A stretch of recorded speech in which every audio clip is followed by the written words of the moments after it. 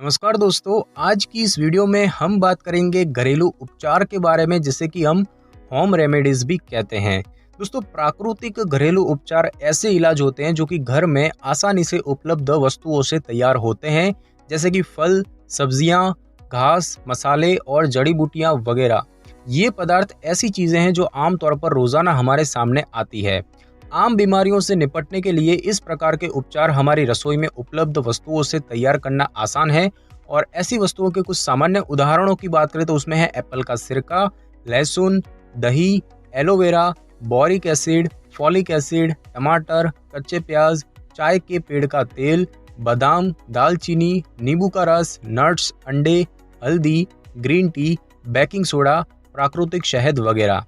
तो दोस्तों, सबसे पहले तो हम ये जानेंगे कि घरेलू उपचार का जो उपयोग है वो किसके लिए किया जाता है। तो दोस्तों, घरेलू उपचारों की एक आम विशेषता ये है कि आमतौर पर उन्हें एक सामान्य व्यक्ति द्वारा भी उपयोग किया जा सकता है। इसके लिए किसी विशेषज्ञता की आवश्यकता नहीं होती है, बशर्ते उपयोग की उचित विधि का ज्ञान प्राप्त किया गया हो।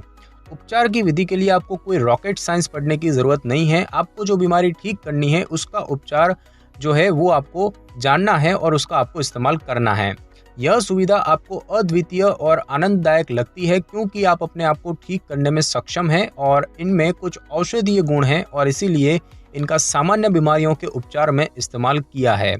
कुछ सामान्य बीमारियों का इलाज किया जा सकता है, जैसे कि मुहासे और अन्य त्वचा की स्थितियां जैसे कि खुजली और दाद, रूसी, बालों का झड़ना, ईस्ट इन्फेक्शन, सिर दर्द, पेट दर्द, बुखार, श्वसन इन्फेक्शन जैसे कि आम सर्दी जुकाम और फ्लू, गठिया, कब्ज, अवसाद, मोटापा, दस्त वगैरह।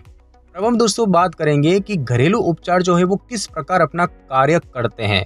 तो दोस्तों, अधिकांश घरेलू उपचार में निहित सामग्री विभिन्न तरीकों से जीवों के कारण होने वाले रोगों का निवारण करती है, जैसे कि ये उपचार सूक्ष्म जीवों को मारते हैं या फिर इनके गुणन को रोकते हैं और ये महत्वपूर्ण प्रक्रियाओं को ब्लॉक या फिर उनमें हस्तक्षेप करते हैं जो कि सूक्ष्म जीवों के अस्तित्व को जन्म दे सकती है। उदाहरण के लिए वे कवक में सेल दीवार के निर्माण को रोक देते हैं, जिससे कि ईस्ट इन्फेक्शन हो सकता है।